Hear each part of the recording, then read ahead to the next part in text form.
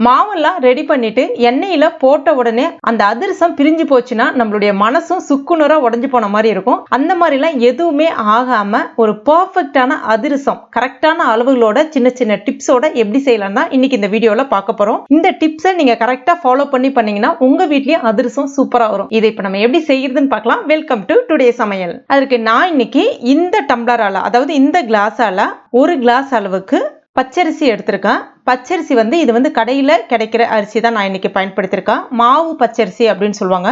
2 விதமான இல்லைன்னா 3 விதமான பச்சரிசி கூட இருக்கு. அதனுடைய விலையை வச்சே நீங்க ஈஸியா கண்டுபிடிக்கலாம். மாவு பச்சரிசியினுடைய விலை எப்பவுமே குறைவா இருக்கும். 38 ரூபா இல்லை 35 ரூபா அந்த மாதிரி இருக்கும்.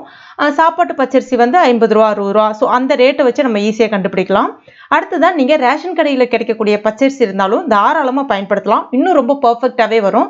ஏன்னா அங்கேயும் நமக்கு கிடைக்கிறது பாத்தீங்கன்னா மாவு பச்சரிசி தான். இப்போ இதை அந்த கோபுரம் மாதிரி எல்லாம் எதுவும் இல்லாம அந்த தலையை வெட்டிட்டு அப்படின்னு சொல்லுவாங்க இல்லையா, அந்த மாதிரி எடுத்திருக்கேன். சேர்த்துக்கலாம். இப்போ இதை ஒரு 2-3 தடவை நல்லா கழுவிடுங்க தண்ணி சேர்த்துட்டு. அடுத்ததான் இந்த அரிசி முழுகிற அளவுக்கு தண்ணி ஊத்திங்க. ஒரு 2 மணி நேரம் மட்டும் ஊறினா போதும். ரொம்ப நேரம் ஊற வைக்கணும்ன்ற அவசியம் கிடையாது. 2 மணி நேரம் அப்படியே இருக்கட்டும். இப்ப 2 மணி நேரம் ஆயிடுச்சு. அரிசி நல்லா ஊறி வந்திருக்கு. தண்ணியை நல்லா வடிகட்டிடுங்க. வடிகட்டிட்டு இந்த மாதிரி இதுல ஒரு பாத்திரத்துல சேர்த்துக்குங்க.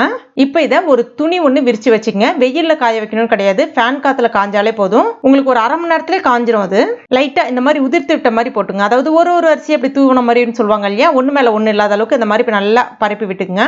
இப்ப ஒரு 1/2 மணி நேரம் ஆயிடுச்சு. அரிசியினுடைய பதம் எப்படி இருக்கணும் அப்படின்னு பாத்தீங்கன்னா, முழுக்க, அதாவது ரொம்ப மொறுமொறுன்னு காஞ்சிடக்கூடாது. அந்த மாதிரி காஞ்சிடுச்சுன்னா கண்டிப்பா எண்ணெயில போட்ட உடனே உங்களுக்கு பாத்தீங்கன்னா பிரிய ஆரம்பிக்கும். இது ஃபர்ஸ்ட் டிப்பு. இப்படி கையில எடுத்தீங்கன்னா அந்த அரிசி உங்களுக்கு அப்படி ஒட்டணும். கையில ஒட்டிட்டு மிச்ச அரிசி அப்படி கீழே விழணும். இதுதான் சரியான பதம். அதாவது அரிசி கிட்டத்தட்ட ஒரு 80% தான் காயணும். ஒரு 20% அதுல அந்த ஈரப்பதம் இருக்கணும். எப்பவுமே அதிரசத்துக்கு ஈரமாவு தான் பெஸ்ட். அதாவது நீங்க கடையில வாங்குற பச்சரிசி மாவு கூட நீங்க பயன்படுத்தக்கூடாது. இந்த மாதிரி அரிசியை ஊற வச்சு வீட்டுல அந்த ஈரமாவை பயன்படுத்தும் போதுதான் உங்களுக்கு அதிரசம் எண்ணெய் குடிக்காம இருக்கும். அதே சமயத்துல எண்ணெயில போட்டோன்னு பிரியாம இருக்கும். ஓகேங்களா? இப்ப பாத்தீங்கன்னா அரிசி சூப்பரா ரெடி ஆயிடுச்சு. இது அப்படியே நம்ம நேரடியா மிக்ஸி ஜார்ல சேர்க்க வேண்டியதான். சேர்த்துட்டு ரொம்ப நைஸா அரைச்சிடக்கூடாது. எப்பவுமே நல்ல ஒரு தடவை ஓட்டிக்குங்க. கொஞ்சம் குறகுறப்பா, அதாவது பாத்தீங்கன்னா ரவைய உடைச்சிங்கன்னா அந்த ரவை 2ஆ உடையும் இல்லையா, அந்த பதத்துக்கு. அப்பதான் அதிரசம் சூப்பரா இருக்கும். சோ இது 2வது டிப். மாவு நைஸா இருக்கவே கூடாது. கொஞ்சம் அந்த குறகுறன்னு இருக்கணும். அப்ப அது மட்டும் பாத்துக்குங்க. இப்ப இத சல்லடியை வச்சு கொஞ்சம் சலிச்சு எடுத்துங்க. ரொம்ப நைஸான சல்லடை வச்சு சலிக்காதீங்க. அந்த ரவை சலிக்கிற சல்லடைன்னு சொல்லுவாங்க. சோ அந்த மாதிரி கூட நீங்க வச்சு சலிச்சுக்கலாம். இப்ப மாவு ரெடியா இருக்கு. இதை காய விட்டுறக்கூடாது. அதனால இதை நம்ம மூடி போட்டு அப்படியே மூடி வச்சிருங்க. அடுத்ததான் நம்ம வெள்ளைப்பாகு உடனே ரெடி பண்ணிக்கலாம். வெள்ளைப்பாகு ரெடி பண்றதுக்கு எந்த டம்ளரால, அதாவது உங்க வீட்டுல எந்த பாத்திரத்துல அரிசி அளந்தீங்களோ அதே பாத்திரத்துல 3/4 கிளாஸ் அளவுக்கு, அதாவது 3/4 கிளாஸ் அளவுக்கு வெல்லம் எடுத்துட்டா போதும். வெல்லம் கட்டி கட்டி வெல்லம் எடுக்காதீங்க. வெள்ளத்தை கத்தியை பயன்படுத்தி இல்லைன்னா அருவாமனையை பயன்படுத்தி நல்லா துருகி எடுத்துக்குங்க. அந்த மாதிரி நல்லா துருகி எடுத்தாதான் உங்களுக்கு அளவு கரெக்டா இருக்கும். அப்பதான் உங்களுக்கு அந்த டம்ளர்ல கரெக்டா இருக்கும். அது மாதிரி வெள்ளத்தை அழுத்தி வச்சு எடுக்காதீங்க. கட்டி கட்டியாவும் எடுக்காதீங்க. அங்கங்க சின்ன சின்ன கட்டி இருந்தா ஒன்றும் பிரச்சனை கிடையாது. கரெக்டான அளவுக்காக சொல்றேன். இப்ப இதை ஒரு பாத்திரத்துல சேர்த்துக்கலாம். அடுத்துதான் இதே டம்ளரால ஒரு 1/4 கிளாஸ் அளவுக்கு, அதாவது ரொம்ப அதிகமா சேர்த்துறாதீங்க. ஒரு 2 ஸ்பூன் இல்ல 3 ஸ்பூன் அந்த வெல்லம் கரையிற அளவுக்கு மட்டும் தண்ணி சேர்த்தா போதும். ரொம்ப அதிகமா தண்ணி சேர்த்துட்டாலும் பிரச்சனை ஆயிடும். சோ அதை மட்டும் கொஞ்சம் கவனிச்சுக்கங்க. ஒரு முறை நல்லா கலந்து விட்டுக்குங்க. இப்ப இதுல 1 டீஸ்பூன் சுக்குப்பொடி, 1 டீஸ்பூன் ஏலக்காய் பொடி சேர்த்துங்க. சுக்குப்பொடி சேர்க்கும் போது உங்களுக்கு அந்த பச்சரிசி பயன்படுத்துறதுனால வாயு பிரச்சனை, நெஞ்செரிச்சல் பிரச்சனை எதுவும் இருக்காது. அதுக்காக தான். அதே சமயத்துல நல்ல வாசனையா இருக்கும். எல்லாத்தையும் நல்லா கலந்து விட்டுக்கலாம். இது பாகு பதமா ஆகணும் கிடையாது. ஜஸ்ட் ஒரு கொதி மட்டும் வந்தா போதும். இப்போ ஒரு கொதி வந்துருச்சு. இதை ஒரு வடிகட்டியை பயன்படுத்திட்டு வேற ஒரு பாத்திரத்துக்கு மாத்திக்குங்க. இப்ப மறுபடியும் கொதிக்க விடுங்க. இது இப்ப பாகு பதம் ரொம்ப ரொம்ப முக்கியம். எப்படி பார்க்கணும் அப்படின்னு பாத்தீங்கன்னா, அடிக்கடி நடுவில் எடுத்து பாருங்க. ஏன்னா அந்த அடுத்தடுத்த ஸ்டேஜுக்கு போறது பாத்தீங்கன்னா உங்களுக்கு அந்த ஒரு 10 செகண்ட் அடுத்த ஸ்டேஜ் போயிடும். உங்களுக்கு வெல்லம் நல்லா கொதிச்சு அந்த நுர பொங்கி வர்ற ஸ்டேஜ்ல ஸ்டவ் கம்ப்ளீட்டா சிம்ல வச்சிருங்க.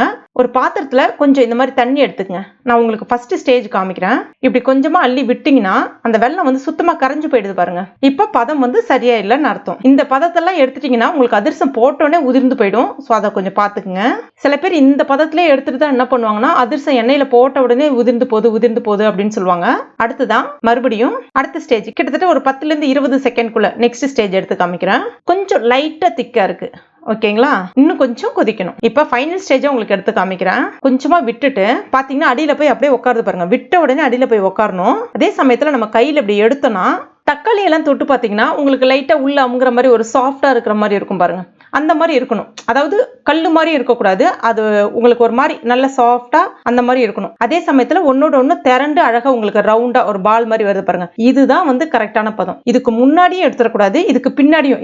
இதுக்கப்புறம் நீங்க கொதிக்க விட்டுட்டீங்க அப்படின்னா இன்னும் ரொம்ப ஹார்ட் ஆயிடும். இன்னும் ரொம்ப ஹார்ட் ஆயிடுச்சுன்னா உங்களுக்கு நம்ம போட்ட அளவுகளுக்கு வந்து பாத்தீங்கன்னா வெள்ளைப்பாகு பத்தாத மாதிரி ஆயிடும். ஸோ அதுதான் மெயின் பாயிண்ட். அதனால இந்த பதம் வந்து கரெக்டான பதம், தக்காளி பதம் அப்படின்னு சொல்லுவாங்க இது. இப்ப இதுவும் சூடா இருக்கு, மாவும் நல்லா ஈரமாவே இருக்கு.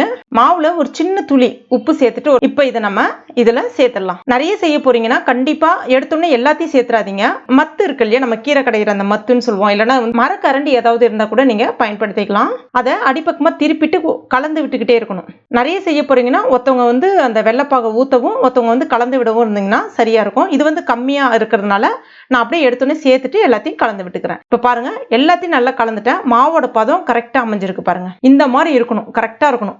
இப்போ உங்களுக்கு லைட்டா இலகுன மாதிரி தான் இருக்கும். இதை வந்து ஒரு நாள் மாவு வந்து வெளியிலே, அதாவது ஃப்ரிட்ஜில் வைக்க கூடாது, வேற ஒரு பாத்திரத்துக்கு மாத்திட்டு அதுக்கு மேல கொஞ்சமா நெய்யோ இல்லைன்னா எண்ணெயோ அந்த மாவு காயாம இருக்கிறதுக்காக தடவிட்டு இதை நம்ம வெளியிலே அப்படியே மூடி வச்சிடணும். ஒரு நாள் அப்படியே இருக்கணும். கிட்டத்தட்ட இன்னைக்கு நைட்டு செய்றீங்கன்னா மறுநாள் நைட்டு வந்து அதிரசம் போடுற மாதிரி பாத்துக்கங்க. இப்ப நம்ம ஒரு நாள் ஆயிடுச்சு. இந்த மாவு எப்படி இருக்குன்னு பார்க்கலாம். இப்ப பாருங்க, எடுத்த உடனே இப்படி வரணும். அப்படி அழகா உருட்டினீங்கன்னா உங்களுக்கு நல்லா இந்த மாதிரி சாஃப்டா வரணும். அங்கங்க வெடிப்புலாம் எதுவும் இல்லாம சாஃப்டா வரணும்.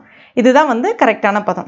இது வந்து ரெண்டு மெத்தட்ல வந்து நம்ம தட்டிக்கலாம். ஒன்று வாழை இலையில எண்ணெய் தடவிட்டு தட்டலாம், இல்லைன்னா இந்த மாதிரி வீட்டில் வந்து ஒரு மைக்கா கவர் இருந்துச்சுன்னா அதில் வந்து எண்ணெய் தடவிட்டு இப்படி சேர்த்துட்டு தட்டிட்டு அப்படியே கூட போடலாம். நான் ஏற்கனவே போட்டிருக்கேன். இல்லை நடுவில் வந்து ஒரு ஓட்டை மாதிரி அப்படி போட்டுட்டு அப்படி கூட நம்ம ரெடி பண்ணிக்கலாம். இல்லைன்னா இன்னும் ஒரு சிம்பிளான மெத்தடு, ஒரே ஷேப்பில் வரணும் அப்படின்னா கை இருக்கு இல்லையா, கையில் கூட கொஞ்சமாக எண்ணெய் தடவிட்டு கையில் கூட இந்த மாதிரி தட்டிக்கலாம்.